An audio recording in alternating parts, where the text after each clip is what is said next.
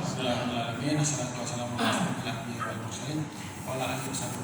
Allahumma shalli ala sayyidina Muhammad wa ala ali sayyidina Muhammad. Pertama, puji syukur kehadirat Allah Subhanahu wa taala, semesta alam. Alhamdulillah kita dapat berkumpul pada siang hari ini dalam keadaan sehat walafiat. Mudah-mudahan kita termasuk dalam golongan orang-orang yang selalu bersyukur atas nikmat dan karunia Allah Subhanahu wa taala. Tidak lupa salawat dan salam kita aturkan kepada junjungan Allah Nabi Muhammad SAW, karena atas usaha beliau beserta para keluarga dan para sahabat kita dapat menikmati indahnya Islam seperti sekarang ini. Baik, mohon izin nggak apa-apa ya, kita fleksibel aja ya. Bapak Ibu sekalian, mobil khusus yang punya hajat, teman-teman dari PMI, kemudian di sini yang langsung berhadapan dengan saya adalah teman-teman aparat desa ya. Ya, aparat desa semua. Sedangkan di kelas lain ya ada PMI ya, ada Sibat, ada KSR ya.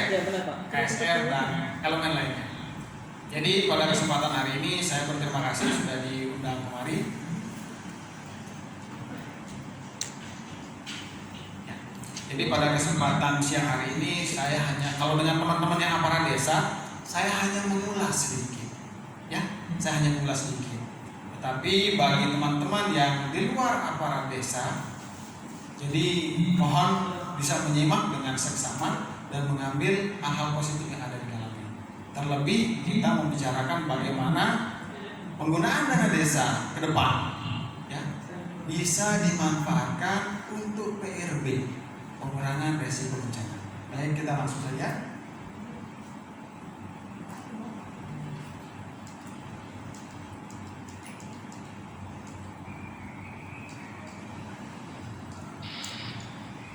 Baik Bapak Ibu sekalian, sekilas tentang saya Wahyu Hidayat, lahir 31 Maret 1986, hobi olahraga, saat ini sebagai Kepala Bidang Pemerintahan Desa BPPD Dukcapil Provinsi Nusa Tenggara Barat.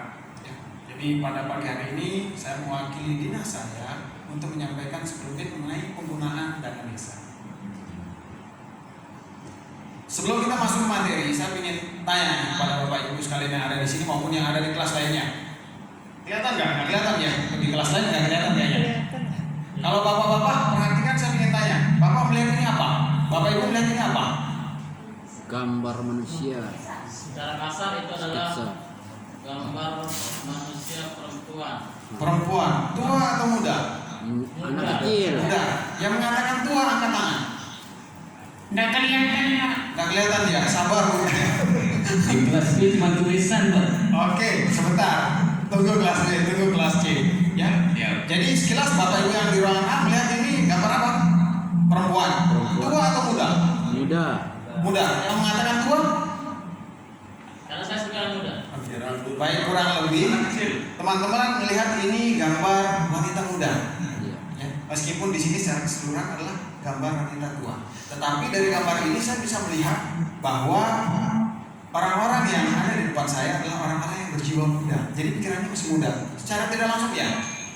Jadi apa yang Bapak Ibu lihat menggambarkan itulah pola pikir Bapak Ibu sekalian.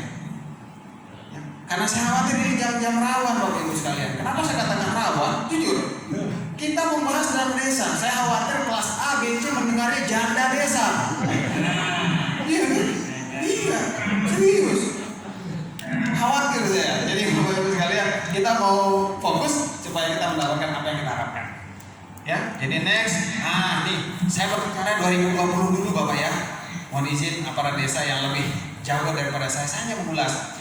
Di prioritas penggunaan dana desa 2020 ada dasar hukum pelaksanaan atau penggunaan dana desa itu sendiri. Bapak Ibu paham? Ya. Jadi Peraturan Menteri Desa PDTT nomor 11 tahun 2019 tentang prioritas penggunaan dana desa itu dikeluarkan tanggal 5 September 2019. Sudah jelas poin-poinnya. Tetapi di tengah jalan ternyata keluar nih tanggal 13 April 2020. Ada yang ingat kenapa dia keluar Permendes ini? Ada yang ingat nggak? 13 April 2020. Oke. Betul sekali Bapak ya. Jadi ini muncul ketika mulai hot-hotnya nih. Ya. Ibarat gadis yang beranjak dewasa hot nih tanggal 13 April 2020 itu Pak Fik. kemudian diperbaharui lagi tanggal 16 Juni 2020. Jadi 3 dasar hukum ini menjadi landasan penggunaan dana desa untuk tahun 2020. Nah, jadi dalam prioritas penggunaan dana desa tahun 2020 ada banyak poin. Ya. Jadi saya hanya akan mengulas sekilas saja, tidak terlalu banyak. Jadi di dalam penggunaan dana desa 2020 ada yang ingat, terutama aparat desa, ada 21 poin penggunaan dana desa. Ada yang hafal? Ada yang hafal? Jujur saya juga tidak hafal. Kita sama. Kenapa tidak hafal? Ya banyak sekali. Tetapi yang penting jangan dihafal, yang penting paham. Ya. Jadi nih salah satunya adalah PKTD. Ya. Pola penggunaan dana desa menggunakan pola padan karya tunai desa. PKTD, Bapak Ibu sekalian. Jadi saya yakin di beberapa desa ada saya lihat Guntur Macan, terus ada Sintung, ya. Jadi saya lihat ini, saya yakin desa-desa itu sudah melaksanakan PKTD. Jadi PKTD ini ditujukan sebagai kegiatan pemberdayaan keluarga miskin, pengangguran, dan termasuk keluarga dengan balita gizi buruk yang bersifat produktif dengan pemanfaatan sumber daya alam, tenaga kerja, pokoknya semua sources yang ada di desa itu, itulah yang dimanfaatkan. Yang namanya PKTD tidak boleh keluar dari desa itu sendiri. Ya, jangan sampai Bapak ngerabat jalan membuat talud, Bapak panggil tukang dari luar. Sebentar dulu. Bagaimana desa itu mau maju kalau kita tidak memberdayakan orang yang ada di desa? Ya, bahasa kasarnya jangan sampai kita memberi makan ikan kolam sebelah. Punya kolam sendiri tetapi kolam orang yang dikasih makan. Ya. Jadi sifatnya, jadi prioritasnya untuk keluarga miskin, penganggur, setengah penganggur, atau keluarga dengan balita gizi buruk. Dan yang ini juga bermaksud memberikan kesempatan kerja sementara. Jadi di desa ya kita akui bahwa sebagian masyarakat, contohnya yang nelayan, ketika musim atau cuaca buruk dia tidak bisa melaut. Ya, daripada dia nganggur, diberdayakan. Petani, mungkin ada petani musiman, ya, mungkin di sana sawah tanah hujan gitu ya. Jadi ketika musim kemarau nggak bisa tanam apa-apa, bisa dikaryakan melalui PKTD ini. Nah, mekanismenya atau yang ketiga, menciptakan kegiatan yang berdampak pada peningkatan pendapatan. Jelas. Kemudian mekanismenya penentuan upah itu melalui musyawarah desa. Jadi ini aparat desa yang punya KW ini. Ya. Kemudian ini ingat. PKTD tidak ujuk-ujuk dilaksanakan, Bapak Ibu sekalian. Pasti ada perencanaan dari tahun sebelumnya, betul atau betul? Betul kan? Nah mungkin ujuk-ujuk Bapak di tengah jalan, saya mau bangun itu, saya mau melaksanakan itu. Tidak boleh, Pak. Bapak pasti di desa sudah menyusun rencana kegiatannya. RAPBD itu sudah disusun mau buat apa? Eksekusinya di tahun berjalan. Nih sifatnya, harus ingat sifatnya. Sifat kegiatan PKTD itu yaitu swakelola, ya. Kemudian mengutamakan tenaga kerja dan material lokal, jangan keluar. Dan yang ketiga, upah dibayarkan secara langsung supaya ada dampaknya, baik itu secara harian atau didiskusikan maupun mingguan. Nih contohnya nih, ya contoh PKTD yang ada di desa itu pertama rehabilitasi irigasi desa, kemudian rehabilitasi saluran pengering atau drainase desa, pembersihan termasuk, kemudian pembangunan jalan rapat beton nih biasanya desa-desa yang lagi berkembang gitu ya, jadi ingin membuat akses ke desanya semakin maju, ya ini bisa dilaksanakan. Kemudian pembangunan tembok penahan tanah atau talud, ini bisa kita bahas, termasuk PRB nggak ini kira-kira? Termasuk nggak? Ya, termasuk. Kemudian ada penanaman hutan desa, termasuk nggak PRB? Termasuk. Ya, tapi nanti kita bahas PRB-nya. Penghijauan lereng pegunungan termasuk tidak? Ini kok belum makan siang ya? Yang di kelas B, kelas C sudah makan siang belum Mas? Sudah. Sudah. Ya sudah, berarti itu makannya 2 piring gitu. Ya. Baik, mohon maaf kita bercanda. Kemudian pembangunan embung desa ini untuk kemaslahatan desa, termasuk desa yang ada di sekitarnya juga. Kemudian pembasmian hama tikus. Jadi mungkin petani ya di sana lagi mau panen, hama tikusnya lagi berlimpah. Ya, bisa digunakan pembasmian hama tikus melalui PKTD itu sendiri. Nah, yang B, yang kedua nih, pencegahan kekurangan gizi kronis atau stunting. Semua tahu stunting? Ya, tahu ya stunting. Jadi stunting, kita jelas nih ya. Jadi ini untuk DD itu untuk menangani kekurangan gizi kronis atau stunting. Kegiatannya banyak, Bapak Ibu sekalian. Oke, nggak apa-apa. Ya, jadi di situ ada pelayanan peningkatan gizi. Ada pemberian ASI tambahan, bukan ASI tambahan dari ini ya, makanan pendamping ASI itu yang benar. Kemudian dalam kegiatan stunting itu bisa juga diadakan penyuluhan kesehatan. Bisa nyambung juga dengan TD, bisa nyambung juga dengan posyandu, bisa nyambung juga dengan kesehatan. Jadi kegiatan stunting itu banyak elemen yang bisa bergabung di sana. Termasuk saya katakan PMI. Bisa masuk nggak di situ? Bisa nggak? Tadi ketika dikatakan bencana, apalagi dia sudah bencana ya, apalagi mohon maaf di suatu desa itu banyak yang mengalami stunting, itu akan menjadi tanggung jawab kita bersama. Jadi jangan berpikir bahwa desa itu, mohon maaf nih ya, desa jangan mentang-mentang punya DD lumayan gedenya di atas 1M merasa bisa melakukan semuanya. No. Ya. Jadi uang memang ada di desa, ya. Tetapi pelaksanaannya harus bersinergi dengan berbagai elemen, dengan berbagai sektor. Karena bukan hanya kita yang hidup di desa, bukan hanya kita yang menikmati keindahan desa itu, tidak. Tetapi yang menikmati desa itu adalah kita semua. Nih, tadi saya katakan penyuluhan pentingnya pengasuhan, penyuluhan pendidikan gizi, nih. Penyuluhan termasuk pelatihan kader kesehatan. Ya. Jadi PKTD itu juga digunakan, DD juga digunakan untuk pencegahan stunting. Yang ketiga, nih, pengembangan anak usia dini holistik integratif, PAUD. Jadi ada yang di desanya sudah ada PAUD desa nggak? Ada, sudah punya. Alhamdulillah. Itu adalah wujud keberpihakan pemerintah desa untuk masyarakat yang ada di situ. Keterlaluan, ya, ketika desa mau berkembang, ya, tetapi fasilitas pendidikan tidak diberikan kepada masyarakat. Bagaimana desa itu mau maju ketika masyarakatnya tidak memiliki ilmu yang tinggi? Maka dari sejak dini sudah dilaksanakan pengembangan anak usia dini. Ini jelas nih fasilitas apa-apa yang bisa disiapkan melalui DD itu sendiri. Kemudian yang keempat, pelaksanaan keamanan pangan di desa. Ya. Jadi sandang, pangan, dan papan adalah kebutuhan primer. Betul tidak? Betul. Ya.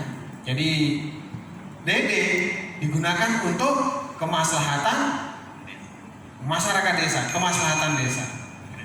Poin-poinnya ya ini, ya, pelaksanaan keamanan pangan di desa. Contohnya apa nih? Pembentukan dan pelatihan kader keamanan pangan, sosialisasi bisa digunakan DD itu sendiri. Ya. Termasuk nanti sosialisasi PRB bisa masuk di sini. Kemudian peningkatan pengetahuan tentang pengawasan produk pangan, penyediaan sarana informasi keamanan seperti poster, leaflet, dan spanduk. Jadi jangan hanya berpikir bahwa DD itu hanya untuk fisik saja, Bapak Ibu sekalian.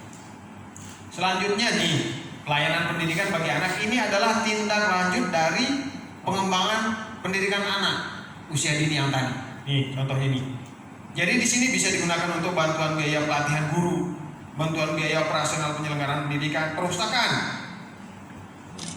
Jadi Bapak Ibu sekalian, tempo hari sempat saya turun ke beberapa desa, ada desa yang punya perpustakaan desa. Ya. Bagus itu. Tetapi di satu sisi bisa juga digunakan DD itu untuk pembangunan perpustakaan di luar kantor desa. Ya, dalam artian misalkan di situ dibuat satu wilayah atau lokasi pendidikan untuk anak-anak, bisa disediakan perpustakaan mini untuk mereka di sana. Ya kalau bisa saya tantang Bapak Ibu sekalian. Kalau misalkan di sana ada roda 3 katanya, beberapa desa menyiapkan roda 3, ya kan? Tetapi cenderung roda 3-nya itu untuk ngangkut sampah, benar nggak? Betul. Kalau Kalau roda 3 itu saya belum pernah nih menemukan ya. Kalau roda 3 itu digunakan untuk PRB bisa nggak? Sistem informasi PRB. Atau juga bisa yang lainnya. Bisa nggak kira-kira mobil roda 3 itu digunakan sebagai perpustakaan berjalan? Bisa. Tapi ada yang sudah melakukan itu? Sudah, perpustakaan berjalannya sudah. Alhamdulillah sudah. Desa mana Bu? Sugian, luar biasa Sugian. Ya. Jadi saya mengharapkan desa-desa tadi, jadi jangan hanya berpikir roda 3 itu untuk ngangkut sampah. No. Roda 3 itu adalah alat serbaguna. Mau dia ngangkut hasil panen mungkin bisa, mau ngangkut sampah bisa, mau dijadikan di situ ditaruhkan dia toa. Ketika ada ancaman bahaya, ancaman bencana dan lain sebagainya, Bapak bisa gunakan itu sebagai media untuk menyebarluaskan informasi. Keliling pakai motor itu, Bapak Ibu sekalian warga desa, musim penghujan sudah mulai datang. Antisipasi, silakan jangan membuang sampah sembarangan, irigasi kita diperhatikan dan lain sebagainya. Kita manfaatkan apa yang ada di sekeliling kita.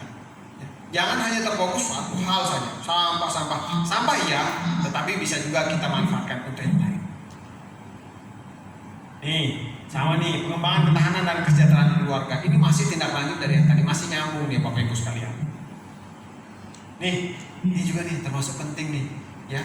Selain kita berbicara tentang PRB ini juga nih, pencegahan penyalahgunaan dan peredaran gelap narkoba. Tidak apa-apa, mohon izin panitia, saya menyampaikan singgung sedikit yang lebih dalam ini juga. Saya tempoh hari berdiskusi dengan kepala BNN, ya mohon maaf Bapak Ibu sekalian.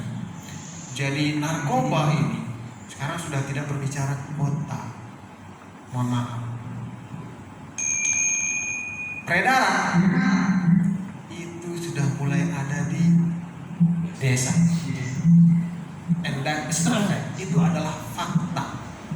Tetapi kita tidak bisa buka nama-nama desanya. Tetapi saya berharap silakan Bapak Ibu sekalian, ini menjadi catatan penting.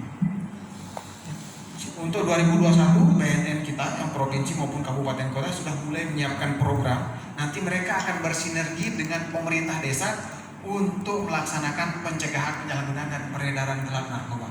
Tidak ada gunanya kita kaya, kita makmur. Tidak ada gunanya kita punya fasilitas, tetapi generasi muda kita, terutama yang menjadi target mereka ini, dicekcoki dengan narkoba. Tidak ada gunanya. Yang ada kita capek. Dan ingat, narkoba itu adalah virus. Dia akan menyebar satu ke yang lainnya. Ya, tolong diperhatikan ya. Oke. Nih, bisa juga tuh, ini itu digunakan untuk pembelajaran dan pelatihan kerja. Ada nih. Jadi saya tempoh hari di sedang. Jadi di kecamatan di satu kecamatan itu sedang dilaksanakan pelatihan pembelajaran dan pelatihan kerja untuk masyarakat yang ada di sana. Konsultannya kemarin menghubungi saya, ternyata dia juga bisa digunakan untuk itu. Intinya pokoknya bisa bermanfaat untuk masyarakat lah. Mereka mendapatkan skill, secara tidak langsung mereka bisa bekerja dengan skill yang mereka miliki dan akhirnya mereka mendapatkan income, pendapatan. Ya, nah ini nih pengembangan desa inklusi. Jadi alhamdulillah kalau desa-desa yang ada di sini aksesnya bagus, akses ke desanya bagus. Atau ada desa terpencil di sini? Sudah bagus. Bagus semua. Ya, alhamdulillah. Tetapi di sana ada yang termasuk desa inklusi nggak? Paham nggak inklusi? Nih, Denny, ya. Jadi inklusi itu adalah adanya kelompok termarginalkan, masyarakat rentan, termasuk yang stunting tadi itu, yang seringkali tidak mendapatkan perhatian secara tepat. Jadi desa-desa yang termasuk desa inklusi itu harus benar-benar memfokuskan bagaimana nih, disabilitas juga termasuk dalam inklusi. Kalau dia banyak di desa bapak, desa ibu penyandang disabilitas, bisa jadi dia termasuk ke dalam desa inklusi. Dan orang-orang seperti itu harus mendapatkan perhatian lebih. Ya, coba dicek nanti datanya, ingat berapa yang disabilitas, tunanetra, yang tidak bisa jalan dan lain sebagainya. Coba dicek. Termasuk nih pengembangan produk unggulan desa atau kawasan perdesaan. Jadi silakan nih produk-produk unggulan Bapak bisa dikembangkan ya dengan menggunakan dana desa. Saya lanjut saja. BUMDes sudah jelas ya, dari ketahanan pangan dan lain sebagainya itu bisa dikelola, bisa dikembangkan melalui BUMDes. Semua insya Allah punya BUMDes sudah. Mudah-mudahan bagi yang belum, tapi dari 995 desa plus 10 desa yang baru ditetapkan itu alhamdulillah yang sudah memiliki BUMDes secara resmi itu sekitar hampir 800. Ya, yang belum itu sedang kita dorong. Pasar desa masih nyambung sama BUMDes. Oke. Pembangunan embung kecil dan bangunan penampung air lainnya di desa. Nah, ini nih, ya. Ini adalah salah satu hal penting. Selain ya, pembangunan embung itu selain untuk mencegah kekeringan, juga mencegah terjadinya banjir. Tetapi alhamdulillah saya lihat di Lombok maupun di Sumbawa, embungnya itu jarang menyebabkan banjir karena embungnya kering. Iya kan? Jadi tidak bisa ujuk-ujuk. Ini serius. Saya ke sana tuh kemarin, kepala BKKBN RI datang ke Embung Kandong, Lombok Timur. Saya datang ke sana, namanya Embung Kandong. Saya datang ke sana, ya embung tanaman, kering kerontang. Tetapi alhamdulillah desa itu dia mendapatkan juara 1 tingkat kabupaten perpustakaan tingkat provinsi, kemudian naik juga ke nasional. Jadi embung, ketika kita tidak membuat embung dengan baik, perencanaan pembuatan embung dengan baik, kemudian tidak dilengkapi dengan penghijauan yang baik di sekitar embung, maka pasti akan berdampak terhadap kehidupan di desa itu sendiri. Hati-hati Bapak Ibu sekalian. Jadi kalau dia gundul hutannya, airnya ada, tetapi sekejap hilang. Kalau dia melimpah airnya, salah, banjir yang datang. Iya kan? Nih, lokasi embung, nih cekungan, lokasi pembangunan embung itu diupayakan bagaimana dibuat sebagai lahan usaha, bisa tidak letak embung jangan sampai terlalu jauh dari sumber mata air. Ukuran embung itu bagaimana? Itu harus direncanakan dengan baik. Oke, pertanyaan saya, ini yang kelas BC, ngeliat nggak ini ya? Halo kelas BC? Halo? Lihat nggak nih kelas BC? Lihat. Oke. Jadi Bapak Ibu sekalian, lihat ini? Ya. Pertanyaan saya, garisnya lurus atau bengkok? Lurus. Lurus atau bengkok? Lurus. Miring. Lurus. Lurus atau miring? Miring. Mulai stres Bapak Ibu sekalian. Kalau selip Zigzag dong. kalau garisnya tetap lurus. Saya bilang lurus. Kita punya alasan masing-masing. Lurus nggak nih? Ya, lurus. Lurus atau miring? Lurus atau miring? Lurus atau miring? Ya, hati-hati Bapak, pikirannya jangan sampai miring juga Pak ya. Jadi saya ingin ngetes, Bapak-Bapak ini masih bisa fokus atau sudah mulai kerukut otak? Ya, miring.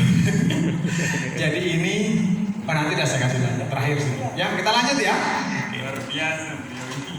Pengembangan desa wisata ini yang lagi hot nih, ya, lagi hot nih. Tahun ini dan tahun kemarin, Provinsi Nusa Tenggara Barat telah menetapkan 99 desa wisata. Mudah-mudahan yang belum kebagian besok masuk ke dalam desa wisata yang berikutnya. Supaya apa? Supaya desa-desa tersebut mendapatkan prioritas. Jadi dari pemerintah kabupaten, dari pemerintah provinsi, dari pemerintah pusat, bagi desa wisata ini mendapatkan prioritas dalam segala hal, termasuk ya penanganan bencana yang ada di sini. Mudah-mudahan yang tidak terlalu panjang. Ya. Nih, dana desa digunakan untuk pendayagunaan sumber daya alam dan teknologi tepat guna.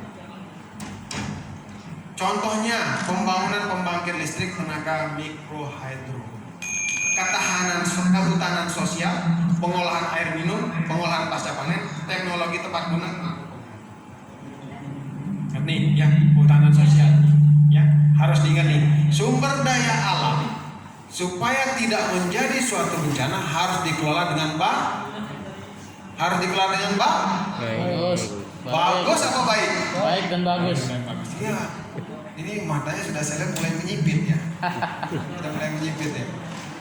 Ya, sumber daya alam harus dikelola dengan baik supaya tidak menjadi bencana. Seperti tadi, air di daerah Bapak melimpah. Ya. Tetapi tidak dikelola dengan baik. Hutannya digundulkan. Terjadi pembabatan liar, terjadi pembakaran hutan. Alhasil ketika hujan, bukan manfaat yang didapatkan, banjir yang didapatkan, longsor yang didapatkan. Harus dikelola dengan baik sumber daya alam yang ada. Nah, ini dana desa digunakan untuk pengendalian perubahan iklim melalui mitigasi dan adaptasi. Silakan Bapak Ibu cermati uraian saya ini. Upaya mengatasi dampak perubahan iklim dan menjaga temperatur bumi agar tidak meningkat dilakukan dengan cara melaksanakan kegiatan pengendalian perubahan iklim mulai dari desa. Ya. Perubahan iklim berdampak pada kehidupan manusia termasuk masyarakat desa. Contohnya kenaikan suhu dapat mengubah sistem iklim yang mempengaruhi berbagai aspek pada alam dan kehidupan manusia seperti hutan. Hati-hati Pak, perubahan iklim dari musim penghujan tiba-tiba musim kemarau Pak. Air di sana kering, terjadi gesekan antara pohon yang satu dengan pohon yang lain, atau mohon maaf Pak, Bapak buang rokok Bapak di hutan kan, terjadi hal-hal yang tidak kita inginkan. Ya, contohnya nih, hutan merupakan sumber makanan, kayu dan produk hasil hutan non kayu.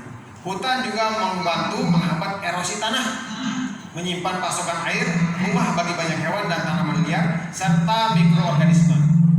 Di sini perubahan iklim dapat menyebabkan kondisi hutan memburuk dengan banyaknya pohon yang mati karena kekeringan atau kebakaran hutan yang saya bahas tadi. Jadi kita, terutama teman-teman yang ada di desa, harus siap dengan hal ini. Mau tidak mau harus siap. Karena kita tidak mengetahui apakah ini akan terjadi atau tidak. Nobody knows. Yang perlu kita lakukan adalah kita mempersiapkan diri preventif supaya hal-hal itu tidak menghampiri desa kita. Ya, tadi kebakaran hutan, terus erosi, menurun dalam penyimpanan air dan lain sebagainya. Jelas nih, pengendalian perubahan iklim melalui mitigasi dan adaptasi.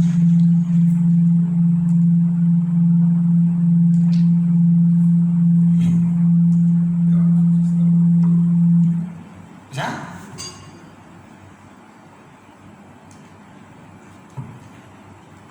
Bagaimana? Sudah mulai hot? Ya, agak. Sudah mulai hot? Atau matanya sudah mulai redup?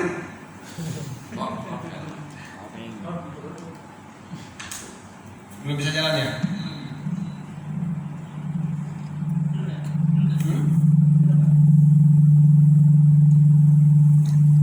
Baik. Sembari mengingat yang ini, jadi pengendalian perubahan iklim ini juga akan berpengaruh pada kegiatan yang lain. Dari 3 dasar hukum yang saya jelaskan di depan tadi, ada satu yang benar-benar terjadi. Permendas yang dikeluarkan bulan September tahun 2019, di situ prioritas penggunaannya salah satunya pencegahan dan penanganan bencana alam dan non alam. Ternyata terjadi, betul tidak? Betul. Betul. Sesuatu yang tidak kita harapkan, tetapi tetap harus kita antisipasi dan benar-benar terjadi. Bencana non alam. Contohnya apa? Coronavirus disease, COVID-19. Ya, akibatnya apa? Nih, bencana non alam ini secara tidak langsung mempengaruhi pertama Ekonomi. Bapak pikirnya ekonomi. Bapak pikirnya sosial. Yang pertama, yang diserang sama COVID itu apa? Kesehatan. Kesehatan. Selain kesehatan, yang kedua, Tadi ekonomi. ekonomi, betul. Yang ketiga, Interaksi. sosial, Sosial. Sosial. dan lain sebagainya. 4 hal itu saja sudah hal pokok dalam hidup kita. Ya. Betul tidak? Kesehatan, Betul. ekonomi, ya, sosial, apa yang satu? 3 ya tadi ya? Tiga. Keren 4. Jadi ketika terjadi bencana non alam, terjadi pergeseran penggunaan dana desa. Di tengah jalan keluarlah ya Permendes bulan April 2020. Diperbaharui lagi Permendes bulan Juni 2020. Dana desa yang kita mau bahas tadi, mohon maaf Bapak, 21 poin. Ternyata mengerucut ketika terjadi bencana menjadi 3 poin. Bapak, terutama para desa harus pahami. Prioritas penggunaan dana desa untuk tahun 2020 ada 3 poin. Yang pertama, ini pasca pandemi ya, bukan pasca, ketika pandemi. Yang pertama adalah dana desa untuk penanganan COVID. Yang kedua, dana desa untuk BLT DD. Dan yang ketiga, dana desa untuk PKDD. Jadi PKDD ini masih menjadi, meskipun pandemi, tetapi dana desa itu tetap harus menyisihkan untuk PKDD. Ada yang paham kenapa disisihkan PKDD itu tetap harus ada? Ada yang paham di tengah pandemi kok PKDD ada? Kasarnya begini, banyak teman-teman kita yang pegawai, ya, tetapi di tengah jalan pandemi hilang pekerjaannya. Sektor ekonominya runtuh. Ketika sektor ekonominya runtuh, berpengaruh tidak ketahanan pangannya? Iya, ketahanan pangannya goyang, kesehatannya ikut goyang. Makanya mohon maaf Bapak Ibu sekalian, ketika Bapak Ibu ke pasar, mungkin dulu ya ketika lagi hot-hotnya pandemi COVID ini di daerah kita, ketika pasar hendak ditutup, toko